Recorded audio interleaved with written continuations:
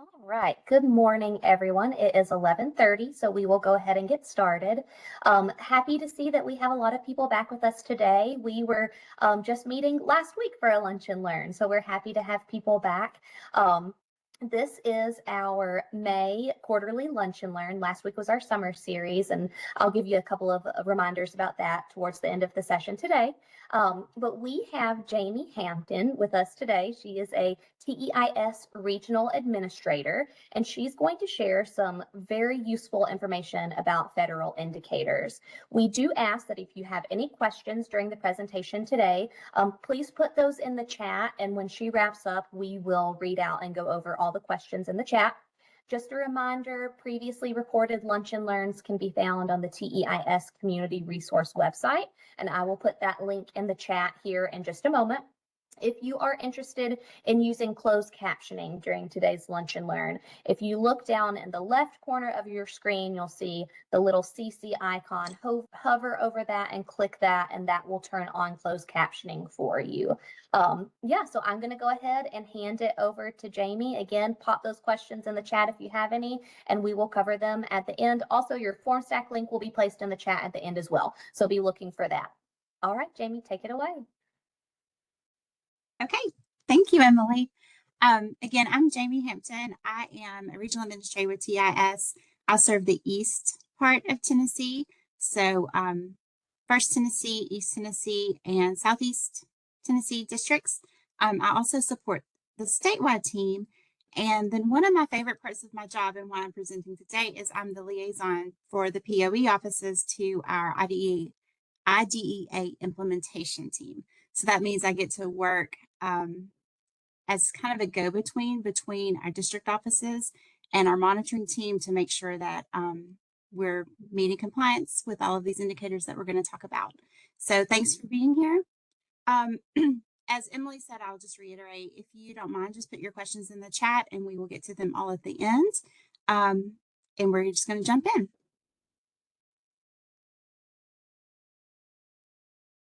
So the things we're going to talk about today are what are federal indicators. I assume some of you are very, very familiar with their indicators and some of you may not have as much information. So we're going to just go through what they are. We're going to talk about why they matter and then also what your responsibilities are when it comes to the indicators. So first, what are federal indicators? They are set by the Office of Special Education Programs, which we call OSEP, and they measure compliance and effectiveness of the state's implementation of IDEA. So really, they are there so that they make sure the services we're providing to children and families are quality and timely. Each indicator is either a results indicator or a compliance indicator. Those two types of indicators have some different measurement and some different just some different rules around them, so we'll go into what each of those are. Compliance indicators must be 100%. So those are the ones you have probably heard us talk a lot about those. If you're a service coordinator, especially, you've heard us talk about indicators 1, 7, and 8C. Those are all compliance indicators, and to be in compliance with OSEP's guidelines, we have to be at 100% for those indicators. Results indicators are a little different. We set the targets for those, and so they measure system effectiveness, and we'll talk about what that looks like in a minute. You probably have heard a little bit about those, but you may not have heard quite as much about those as the others. So when you put results and compliance indicators together, they really work to help us know a lot about system quality. So what are the services we're providing families like? Are they high quality? Are there areas we could strengthen? Family experience. So we want to make sure that children who are going through our program are making progress and the families are learning to be advocates for them. Child outcomes, and then strengths and areas of improvement. So one thing I'm going to talk probably throughout this presentation is that if we're not in compliance with an indicator, that is just telling us that that's an area that we need to tighten up. So it's just a really good measure of finding a way for us to serve families better. So none of these are punitive. They are ways for us to improve our program, which we always want to be doing. Okay, so we're going to just list the indicators first, and then we're going to dive a little deeper into a few of them. So we're not going to go through every one of them in detail. Some of these don't have a lot of direct impact on your work, so we really are going to focus on the ones that impact you every day. But I do want you to see what all of them are. So there are 12 indicators. The compliance indicators are timely service delivery. So that is once we add a service to a plan, it needs to start within 30 days. The 40-day timeline, so that's for an initial IFSP. We have 45 days from referral until the initial IFSP is written. Indicator 8 is transition. There are 3 parts to that, and we'll talk about those in a few minutes. Indicator 9 is resolution sessions. Indicator 10 is mediation agreements. And indicator 12 is general supervision. So of these compliance indicators, the ones that you probably hear the most about, again, are indicator 1, 7, and then 8C. So that's the third part of indicator 8. Our results indicators are natural environments. So that measures how many services children are getting in their natural environments. Child outcomes, that's how are children progressing as they're in our program.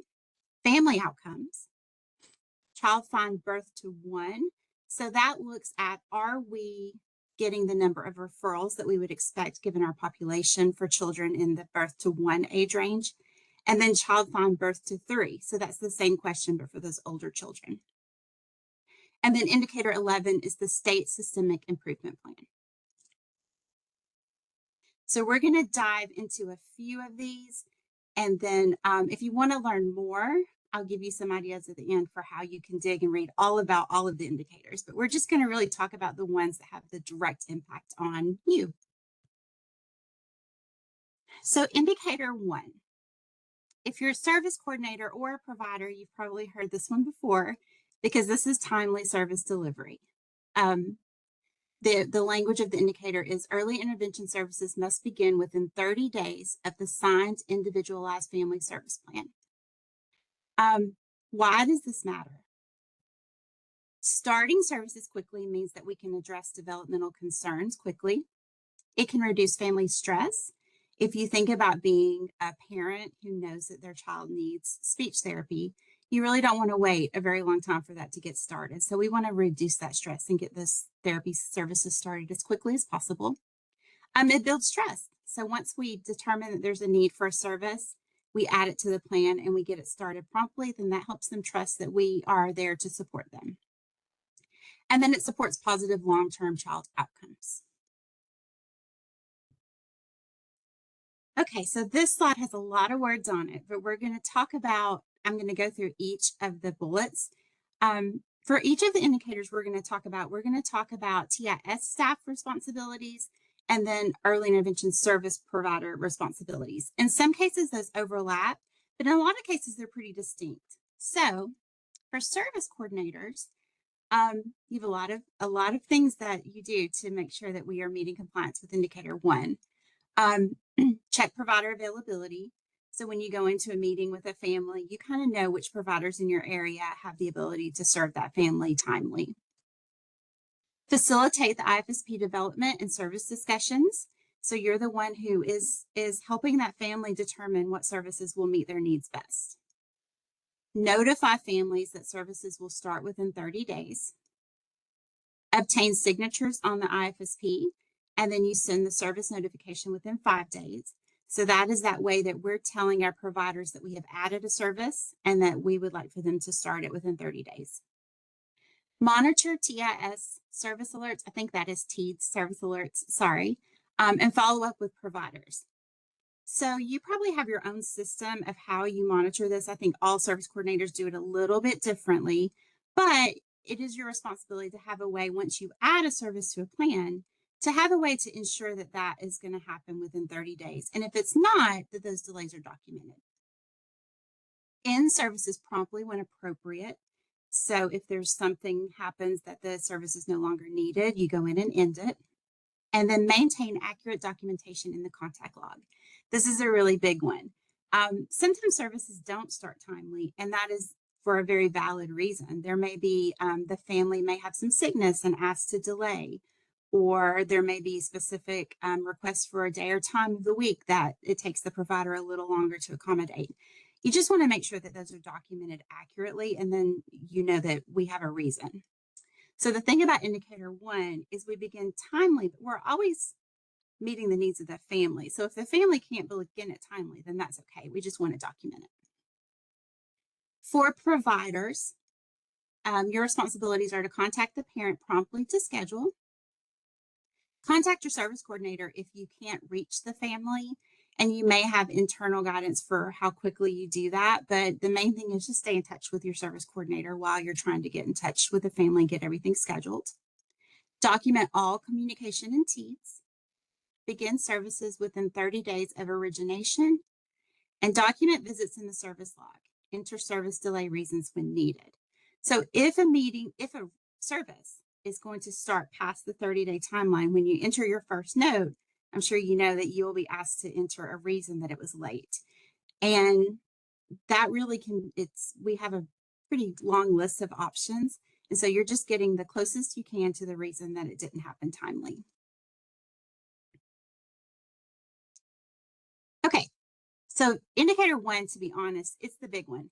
We add a lot of services every month. And so that is, as a former service coordinator, that's where a lot of my time was spent, was tracking those services, make sure it happens timely. And honestly, in my role now, a lot of my time as the liaison is spent talking about indicator 1, because that is the most difficult one, because we have so many services, and 30 days is not a long time.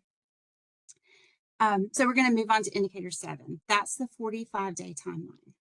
Initial evaluation, assessment, and IFSP meeting must occur within 45 days of referral. So why does this matter? It helps ensure that eligibility is determined quickly. Again, if you put yourself in the shoes of a parent, if you've been referred to TIS, the quicker we can get out there and help you know if the child is eligible, just the more peace you're going to have as a parent, because then you know one way or the other. Families feel informed and reassured, and then delays in development are addressed promptly. Getting that initial IFSP in place is the first step to getting the services that the child needs. Okay, so we're going to talk here about responsibilities. Some of these are the same, some of them are not. A little bit of a difference in indicator 7 is some of these TIS staff responsibilities are not going to be service coordinator responsibilities. This will be the eligibility specialist or another person in the POE. But our overall responsibilities as TIS is we process referrals and send to the eligibility evaluation agency quickly. As you all know, we have a dedicated referral team who completes this step. Request medical records promptly and follow up regularly. Typically, that's the eligibility specialist who's doing that. Review records and evaluations to determine eligibility. Communicate decisions to referral sources, assuming we have a signed release of information for that referral source. And then invite evaluators to the initial IFSP meeting. So as you can see, that list, that is different people within TIS will fill all of these responsibilities. For early intervention providers, and in this case, this is the evaluation agencies. We ask that you make timely contact with the parent or guardian and document that in the contact log, and really document all attempts to contact the family. Sometimes when we're calling for that initial evaluation, it takes a few times to get them because it may not be on their radar that we're trying to reach them. Obtain consent for evaluation and return promptly. Conduct the intake. Review the rights brochure, and then obtain any releases of information and return paperwork to the point of entry office. All of this happens very quickly in most cases. Indicator 7, it's a short timeline if you think about all the steps that have to happen to meet that timeline, and we do a really good job of meeting compliance with that one. Again, just like with indicator 1, one really important step is to make sure that you're documenting any delays that happen. So if you're a service coordinator and you've reached out to the family to schedule and they say the child's in the hospital and you need to delay a couple of weeks, that's fine. Just make sure that it's documented. Or if they say, I work full time and I can't get a day off work until 3 weeks from now, again, that's fine. You just document that they requested that and then it's fine.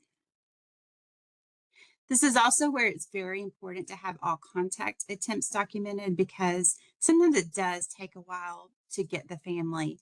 For OSEP, when we're reporting, if the delay was caused by a family reason, that doesn't count against us when we talk a little bit more about what happens if we don't meet compliance with these. There are allowances for family issues or even like natural disasters or things like that. Okay, indicator 8 is transition. And again, this one has 3 parts, but the overall indicator is that children exiting TIS have timely transition planning. Why does this matter? Timely transition planning helps families understand their options and prepare for next steps. It allows families to make informed choices, and families feel more supported during a major change. For families in TIS, they could have been with us for close to 3 years when they're looking at moving, or even longer with the extended option. So it really is important to make sure that they have all of the options so that they can have time to think about it, decide what's best for them, and then make an informed choice. Okay, 3 parts to indicator 8. And really the last one is the one that has a direct impact on most people probably in this Lunch and Learn, but we're going to talk briefly about all 3 of them. Indicator 8A, the child has an IFSP with transition steps and services. If you're a service coordinator, you know that you can't enter an IFSP unless you have a transition goal, and that is how we meet compliance with indicator 8A. It's really impossible not to do it because you have to enter a goal. Indicator 8B, the state education agency and local education agency where the child resides are notified at least 90 days prior to the child's 3rd birthday. So that is something that happens from the central office level. We send lists to the local education agencies of children who meet this criteria. And then indicator 8C, with the approval of the family, the child has a transition planning conference at least 90 days, but no more than 9 months prior to the child's 3rd birthday. So when we're looking at our compliance indicator monitoring, this is the one that we're monitoring POEs on, is was there a timely transition planning conference? So responsibilities with indicator 8. For TIS staff, ensure a transition goal is on every IFSP. Like I just said, it's really impossible. I'm sure if you're a service coordinator, you've had that moment where you've entered everything on the IFSP and forgot the transition goal and tried to save it and then it's gone. I always think you do that once and you don't ever do it again because you learn quickly. Discuss transition at every IFSP meeting. So transition is not something that we talk about when the child is getting close to age 3. Transition is something that we talk about throughout their time in TIS. So again, that parent can have every chance to make a really informed choice that's right for their family. Schedule the TPC 9 months to 90 days before age 3. That's a really large window, so it's a 6-month window. Most LEAs, in my experience, don't want you scheduling 9 months in advance. They might let you do that if we're looking at summer holidays, but typically, you know your school system and when they're going to let you schedule, but as early as you can so that we meet this deadline is good. And then inform the team of the family's decision regarding the TIS extended option. So this is a new one, and this is sort of unique to TIS because other states don't have the extended option. But you do want to make sure that you're keeping the whole team. So that would include providers, but also the school system informed as you're walking through those choices related to the extended option. And then for providers, attend the TPC if appropriate, provide updates on the child's progress, and then direct parents to their service coordinator for questions. And this is a big one as we get into transition because service coordinators really do know the ins and outs of the extended option and everything families will need to know to get to that process. So if they have really detailed questions, it's good to send them to their service coordinator. Okay, so those are the big 3 that you've heard a lot about. They're all compliance. But we're going to talk about a few of the results monitoring indicators. We measure this annually, but it's a different process. And so as a service coordinator or early interventionist, you may not have heard as much about these, but I do think it's important to know that they are still monitored and they're still really important to a family's experience in TIS. So indicator 2 is natural environments. And this is the number of children who receive the majority of their services in a natural environment. So why does this matter? We all know we all work in the field of early intervention, so we know that we believe that providing services in a child's natural environment promotes a child's development, learning, and participation in family and community life. So this goes along with FGRBI and all of the things that we hold as kind of the underlying beliefs of TIS. Indicator 2 responsibilities for TIS staff, ensure the correct environment is listed on a plan services page. So sometimes that can get confusing. If you have any questions, you can talk to your PC or DA about which environment is correct for a child. And then ensure all IFSPs are finalized by the December 1 child count, because that's when this is measured. And then for providers, provide services in the environment listed on the IFSP. If the family has requested to have services in a different environment, reach out to your service coordinator so we can do a requested review to change, because we do want that to be accurate to what's actually happening. Do not remove a child from classroom in a childcare setting to provide a service. So I know that is one sometimes preschool teachers or childcare teachers will ask for that to happen, and we know that we want to stay in the classroom and provide the services there. And then inform the service coordinator if a parent requests their child be seen in a different setting. So that's what I had said earlier. It is important to make sure the IFSP is accurate. So we want it to reflect the environment where they actually are receiving the majority of their services. Indicator 4 is family involvement. Families report that early intervention services helped them know their rights, effectively communicate their child's needs, and help their children develop and learn. Why does this matter? When families are equipped with these skills, they are more likely to communicate the needs of their child after exiting TIS. So I think we work with littles, we're working with children when they're very young, but it is important to remember that those kids are going to grow up and we won't necessarily be there with them. So their parents need to be equipped to be advocates for them and make sure they're getting what they need as they enter the school system or even move on to adulthood.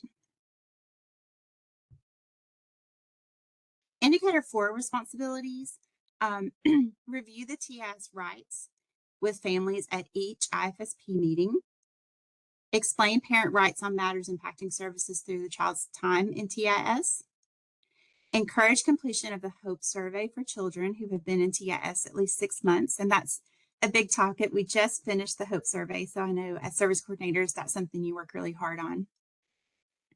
And develop an IFSP that addresses child and family goals, coordinate services to work towards these outcomes, and facilitate IFSP reviews to ensure child and family needs continue to be addressed.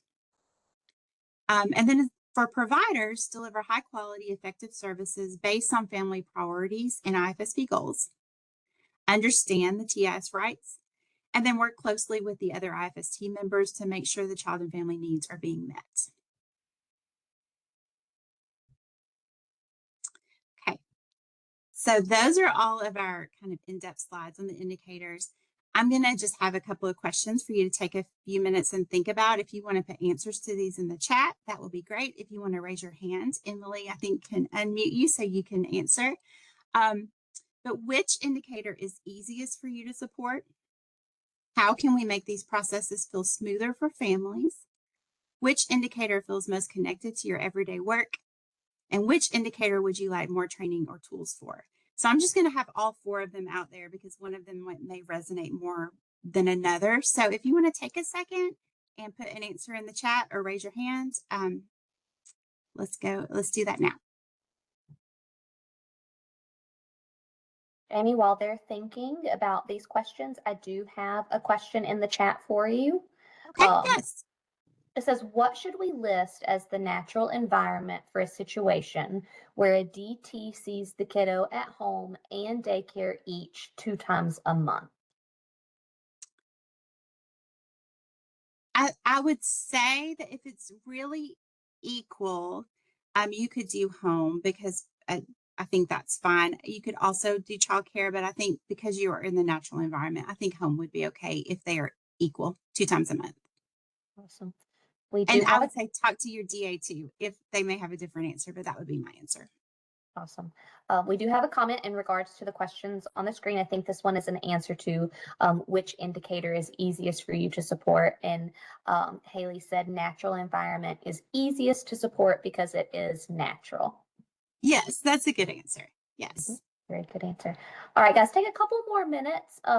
Just like Jamie said, read over the questions and put some responses in the chat for us. And of course, if anyone is interested in unmuting and answering, just raise your hand and I can unmute you. And we'll take a couple of minutes to do that.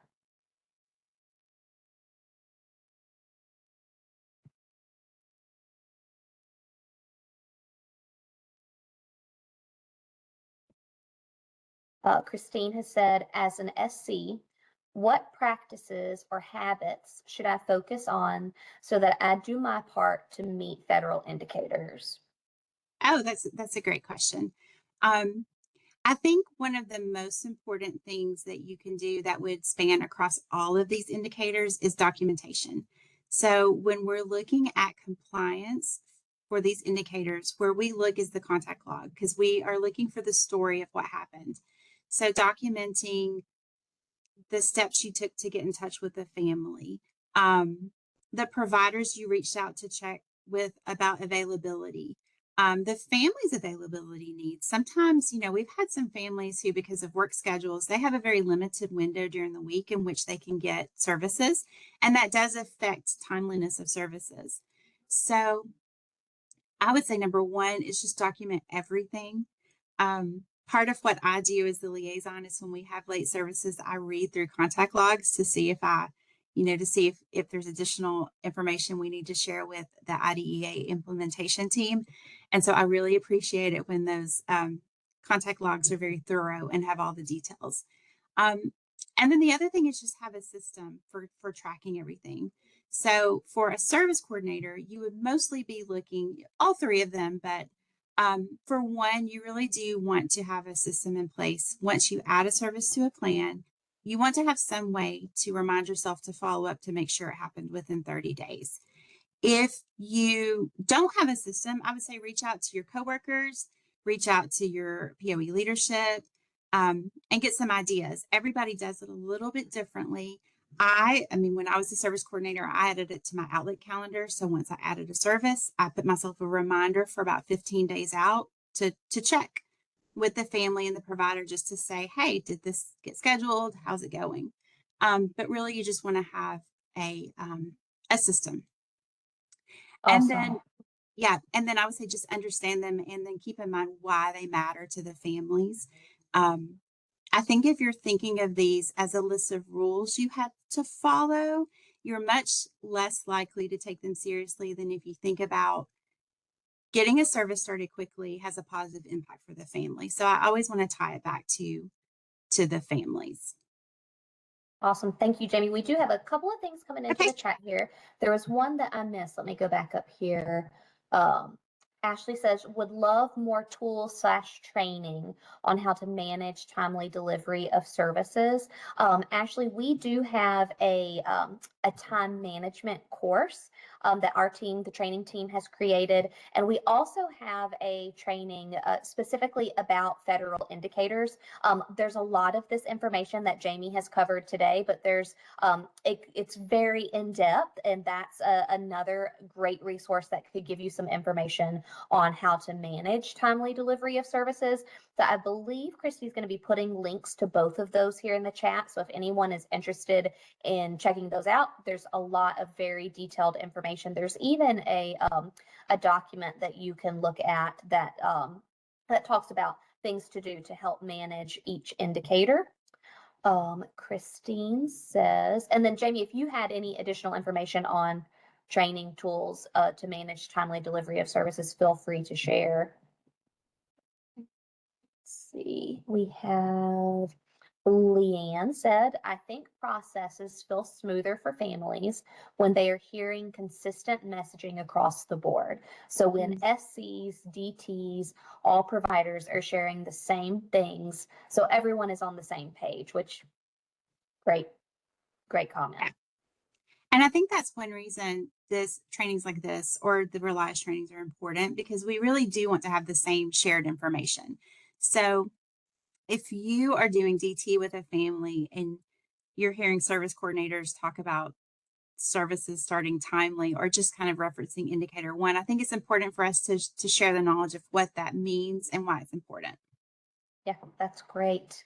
Kay says we can make the processes for families feel smoother by ensuring that we're following up with providers for evaluation availability and meeting with the families timely so they can get services started as soon as possible. Yes. I think that that's really important because I think the worst thing you can imagine is a family deciding with a family that they need a service, adding it to their plan, and then them sitting and waiting without any kind of idea of when it's going to start and no follow up from TIS. So we really do want to be checking in with them. That's great. Miriam says, I agree, having more tools to manage timely delivery of services would be helpful. And I do see here, Christy has put 2 links in the chat. Both of those links are going to have some really helpful information. It's the reason behind federal indicators is the name of the course that is specific to federal indicators and covers a lot of what Jamie talked about today, but really dives into some good information. And then also she placed time management for service coordinators, which is just some good general time management information that can always apply to managing those federal indicators. We do have another question. How often does TEIS monitor each POE's compliance with federal indicators? That's a great question. So compliance, we have formal monitoring annually. That's the IDEA implementation team. It's 1 month out of the year. They monitor compliance with all 3 of the compliance indicators that we talked about. So 1, 7, and 8C. So that's formal monitoring. But what we like to talk about is monitoring is happening all the time at the POE level. So district administrators, program coordinators, part of their job is to ensure that we're meeting compliance with these indicators, even when we're not being formally monitored. So it's annually and also all the time, if that answer makes sense. Awesome. All right. Any other questions? Feel free, guys, if there's any additional information that you'd like to share from your perspective regarding the questions on the screen, feel free to put those in the chat. Again, I'm happy to unmute anyone. If you just put your hand up, I can unmute you if you have anything to share. And I'm then, curious, I know we have a lot of service coordinators probably on the call. Do any of you have a really good tool that you use to monitor timely services? I know everybody has their own system, but if you have a system that really works well and want to share, I think that would be great too. yeah, very good. And it's always helpful to hear what your peers are doing because you can pick up some good skills that you might not have thought of that someone else is doing. Yeah, I'd love to hear that as well. What are service coordinators doing? If you have any good tips or tricks to help you monitor, put it in the chat or feel free to unmute. Kimberly says, every Monday I run the managed service alerts report, which is great. Yep. I love having it a certain day of the week. I think the more you can make it just a part of your routine, the more natural it feels. Mm-hmm. Absolutely. What happens if federal indicators are not met? Are some indicators more serious than others? So I would say all of the indicators are important because they all impact services for families. So none are more serious than others. But as I've said, the ones that we at the POE level may feel a little more strongly are those compliance indicators. So 1, 7, and 8C. If so, when the IDEA implementation team does their annual monitoring, they do that for a month. If there is a service, we're going to use indicator 1 as an example. So if there's a late service that is due to a system reason. So when you're entering, so if you're a provider and you start a service starts late, you enter your reason for delay. Some of those reasons are system reasons. So that shows that there's something in our system that needs to be adjusted or improved. Some of those are not considered system reasons. So that would be a family reason for delay. So if a family requests to delay a service, that's okay. I think natural disaster is one of the reasons. It's pretty limited what we can call not a system delay. But if a service is late and it's determined that is due to something within the system, then that point of entry office would have a finding. And then they have a year to correct the findings. So correction means we would monitor the next month, and they would need to not have any system delays in the month after that. They would have to write a corrective action plan. And so that really looks at, they do a root cause analysis, and they look at patterns within their district that are contributing to having late services. So it's really a deep dive into practices and how things are working in their district to really make real improvement. So I hope that answers that question.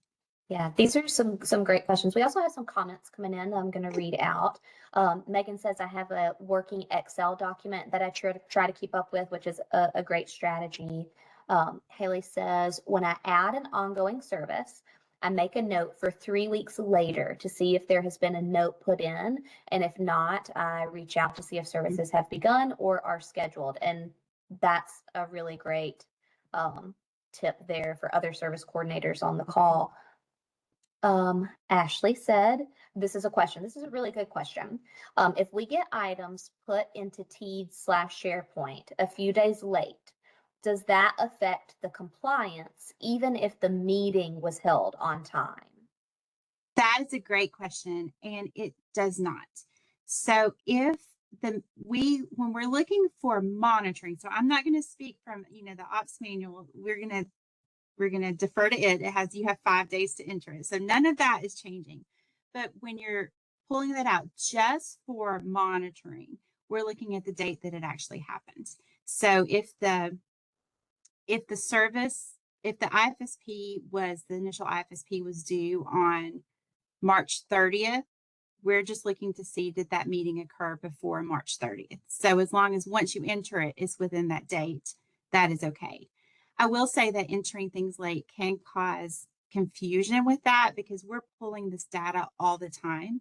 And so if you held a meeting on March 30th and it's April 25th and it's still not entered, it's going to cause some additional work for people because when we pull the report, it's going to show that that meeting is late. So it is important to enter things timely, but for compliance, we're looking at the date it actually happens. Awesome. Good question. I'm sure there are probably lots of people that had the same question, so I'm glad that you asked. Vanessa says, when I add a service to an IFSP, I will add it to my calendar 2 weeks out and use color coding for federal indicators. That's awesome. I will follow up with on the day if I have not received information that the child has started services. I love that, Vanessa. That sounds like that's a good system. That's all we have in the chat at the moment. We're going to hang out a while longer. Again, if you have any input from the questions on the screen, have any other questions or comments, please feel free to put into the chat. Neil says, remember to change the start date to the date the parent signed. Even a couple days can really affect compliance with indicator 1. That is a really good tip. And Neil is a part of our statewide team, so they're doing a lot of virtual meetings. So that's even more important if you're doing a virtual meeting, is to make sure that the start date reflects accurately the date of signature. Because when we're looking at compliance, we're going from the date of IFSP signature. That's a great tip, Neil.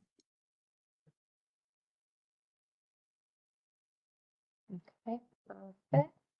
We'll keep Do we hanging have out. any talk? Most of this has been about indicator 1. So I wonder if any of you have tips or tricks for making sure TPCs happen timely. I know that we have some drop downs in Teads, but if there's any other tricks that you have or scheduling initials, I would love to have any ideas for those indicators too. You guys be thinking on that. We do have another comment that says, I usually put things in pending when doing online signatures until I get a signature from a family. Yes, that's correct. I print my upcoming meeting report weekly and work off of that so I don't miss any of those. That's a good idea because that captures all of your indicators really on that one report. Awesome. Christine says, I've always wondered how long a corrective action plan lasts. Well, I'm going to answer this in two ways. So if a point of entry office has a finding, they have a year to correct that finding, and that's considered timely correction. So as long as they have a month within that year that they do not have any system reasons for that indicator, then they've corrected. I'm going to be really, I think Christine asked that question. I don't know how long a corrective action plan lasts. That's probably a good question for Shannon. But I do know if they go past a year, we would look at additional steps because I think that would show that whatever was in that corrective action plan was not effective. So I can't answer the question about exactly how long it lasts, but I know that after a year, we would bring in some additional support or just, take a closer look at what changes need to be made so that they can meet compliance. We've got a few more comments. My team has amazing PCs that utilize a third birthday report so we can see upcoming TPCs and plan them out months in advance for our larger districts. That was from Evie, which is amazing. That's so helpful, I know. I get an active child report from my PC or DA, and I use that to monitor TPC 6 months and annual due dates so I can stay 30 days ahead. Very similar to the previous comment, which is a very helpful way to monitor. Got some more comments. I double check the transition due date before I do a TCM. So I make sure the TPC is scheduled prior at least 3 months before due. Yeah, I think it's wonderful to check those upcoming meeting reports when you are going to do TCMs. Jamie, do you have anything to add to that? I mean, when I was a service coordinator, that was the first, and it was a lot of times right before I would pull up Teams, right before I went in, just to make sure that I had all the dates of upcoming things on my radar. But yeah, I think every time you go into a TCM, knowing what's coming due soon is very important. And the other thing I would add is that if you have a child that you've added a service for, even if you know that service is delayed for something to do with the family, you still want to check in at every TCM with the status of that. So has anything changed? Are you still interested in the service? You always want to check that and document it in your TCM note, please. We are getting some more comments and questions. Says I have a tracker that I created to keep up with all indicators. Stephanie said for TPCs, I use the ad hoc query to help with scheduling those timely. Great. And we have a question. For the provider side, this is from Rosario. For the provider side, when an annual IFSP is pending, we do not have a way to know if it is because the parent has not signed or the SC is still working on it. Since we can't provide services to the family, is there a way for us to see what the holdup is in TEADS? As far as I know, there is not a way in TEADS, but I think this is an area, an example of when communication is really important. So I would encourage you just to reach out to the service coordinator to see if you can get additional information. Awesome. We have another question from Lisa. In regards to indicator 7, each eligibility specialist has their own way of monitoring the movements of kiddos from referral to SC assignment. It is built into our IPP to stay within certain timelines to ensure that communication is taking place with the EEA and that all tasks are completed timely, and to ensure that the initial IFSP can be completed within 45 days and that notes are entered accurately if the IFSP has to be delayed for any reason. That wasn't a question, that was a comment. Yeah, and that is very true. And our ESs do a great job of making sure that everything is really documented, and we see that across the state, really strong documentation. Awesome. Great job, Lisa. Which indicators generate the most questions or concerns among early intervention employees? one, hands down. It is, I think most time when we're talking about indicators is spent on indicator one because it's such a big task. Awesome. Yes, that is a big one. Lots Yep. of monitoring goes into that. I know. So much. And we have, when we are looking at findings, that's the indicator we're more likely to have findings in because we're adding so many services a month. It is likely that one is going to be late. And that is, again, we look at that as not punitive, but as a way to identify a way that we can improve our system. So, and I would again just encourage everyone to look at both of those training courses that Christy put into the chat in regards to federal indicators. So much good information there. And then the time management one as well. Those are both great. And we will hang out a little while longer. Again, if there's anything you want to share, any questions? Okay, let's see here. Christine says, how does Indicator 8, timely transition, apply to children who are referred to the program 45 days or less from their third birthday? And has the extended option affected this at all? Okay. So children who are referred 45 days or less from their third birthday, they don't have an initial IFSP. So they do not have to have a TPC. So that does not affect our indicators. The one change that has happened with the extended option is, if you remember back prior to the extended option, children who were referred less than 90 days, they would have an initial IFSP, but we didn't look at TPCs in the same way, but now we do. So if you're getting those referrals, I know you've all had them as service coordinators, you're getting a referral when a child is getting close to 3, we do, sometimes it can be a really quick turnaround to get the TPC scheduled. There is some grace in that for late referrals, but it is still an expectation. Awesome. Shannon says, if a parent no-shows a timely TPC, do we meet the indicator?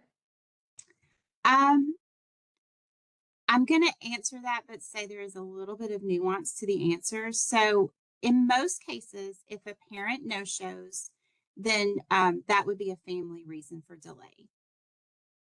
There are exceptions. So if we look at the contact log and let's say the TPC was due on June 30th, and the service coordinator reached out to the family and the LEA to schedule on June 28th and scheduled it for June 29th, and the parent no-showed, we would have to look closely at that because at that point, you kind of do have to think, is this really a family delay, or should we have scheduled this a little bit early to give some wiggle room? So for most cases, yes, if the parent no-shows, that does not count against us. It would not lead to a finding unless there's those specific examples where it wasn't scheduled to give the parent reasonable time. Thank you. Ashley says, are there trainings on TEADS and the reports that we can run? I had no idea about the managed service delay report until today. So that's great. You've learned something very helpful today. Christy is going to put in the chat, we do have a training called Introduction to TEADS. We have that for TEIS staff, and the link is there. So you're going to find a lot of great information on specific reports and things that you can do with TEADS that maybe you were not aware of before. The link is there. Christy says, I would add to Rosario's question, if SCs are entering contact logs, the EIs will be able to determine the reason for the holdup by reading the contact log entry. So ideally, we're staying on top of our documentation in the contact log. So I like to say we're able to tell the whole story from beginning to end on exactly what is occurring with the child. So yes, if SCs are entering information in the contact log, hopefully the reason for the delay or holdup would be available. Yes. And that's a great example of how documentation is just so important.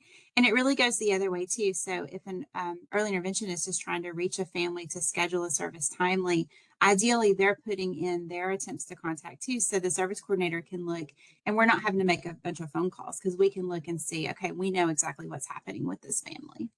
Yeah, documentation that's, if I had to leave you with one message, it would just be document everything. Christy put in the link for the Introduction to TEEDS for staff and also Introduction to TEEDS for early intervention service providers. So we have info about TEEDS for our staff as well as providers. We have another question. What if we get a late referral and the TPC was already due before we get a family? In those cases, that would not lead to non-compliance with an indicator, but we do ask that you schedule the TPC as quickly as possible. So in those cases, a lot of times you may want to schedule them to happen at the same time as the initial or very soon after.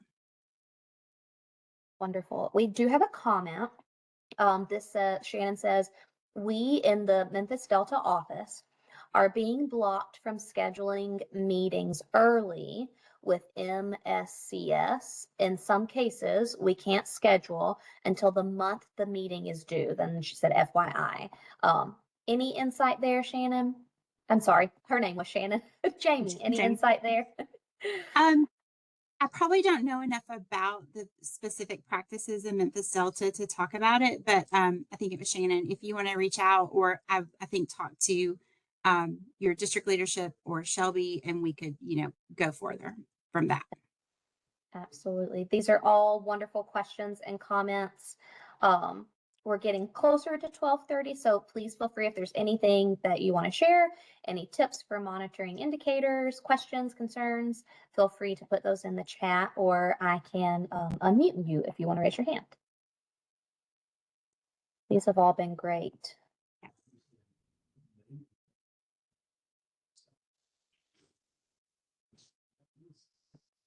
Ashley says, thank you so much for this training. This was very helpful, and I appreciate the links to the trainings on Relias. Absolutely. While you all are thinking about some final questions, this was our typical quarterly lunch and learn. Our next quarterly lunch and learn will take place in August. There will be more information coming out about that in TriStarts and staff updates. So be looking for that closer to August. We will have TN Step back with us for August to share some great information. We will continue on with our summer series. So we will be having a lunch and learn next month in June as a part of our summer series lunch and learns. And if you were with us last week, we had Stephanie from Heightened Potential. She's an OT. She shared some really great information on fine and visual motor development. And she's going to come back and do a part 2 for us with the focus being on ages 3 to 5. So that would be for our extended option kiddos, which is still relatively new. We're still navigating what some of those skills are, goals to write for kiddos, those within that age frame. So please join us again in June. That's June 26th from 11:30 to 12:30 Central Time. Links and information will all be going out in TriStarts and staff updates. So be looking for that. Ashley, again, we have, yes, thank you all for training and links. Charmaine says, thank you so much, Jamie. I'm going to go ahead and place our form stack link in the chat for everyone to complete, to provide some feedback for us. And you will get your confirmation of attendance for today. So I'm going to drop that in momentarily if you all will complete that. And Emily, I shared the last slide. I forgot to advance to the last slide. But that has my email address. So if you have questions, you can email me. It also has Shannon's email address. So I worked on this from the POE level, but Shannon is the one who's like the master of all of this knowledge. So if you had more in-depth questions, you could reach out to either one of us. And then I've put the name of the Federal Indicators training. I got a lot of this information from that training. It's really good. So if you want to learn more, I would suggest starting there. Awesome. Thank you so much, Jamie. All right, here is the link for the form stack. Lots of thank yous going into the chat. Jamie said this is a wonderful training. Thank you so much, Jamie. Yeah, lots of good feedback in the chat. And we have about 5 minutes left, so we'll just hang out until 12:30 in case anyone has any questions. But just as Jamie said, she's shared Shannon's contact information here on the screen, as well as that training. Awesome. Thank you. Great training, Elizabeth says.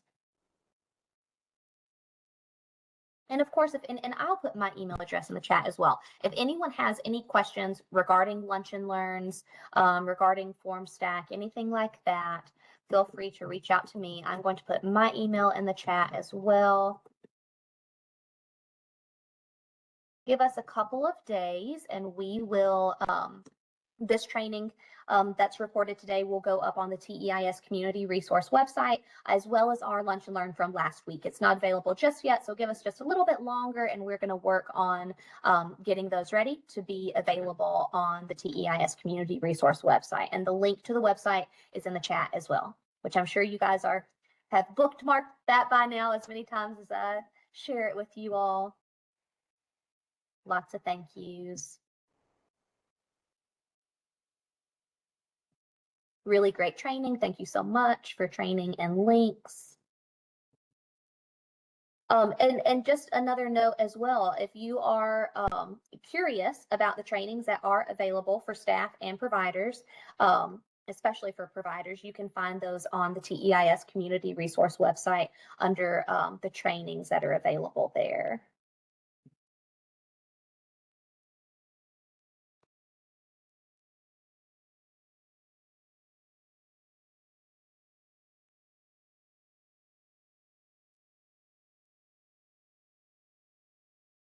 All right. More thank yous. And thank you all for attending today. I know this was 2 back-to-back Lunch and Learn, so we were excited to have a high attendance for today as well on a short week.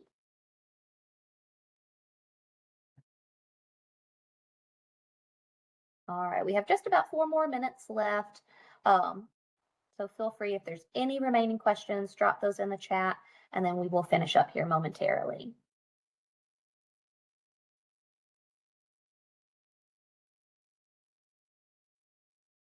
Thank you, Jamie. This was great. Thanks for inviting me. It's not always the most exciting topic, but I think it's helpful. You did great.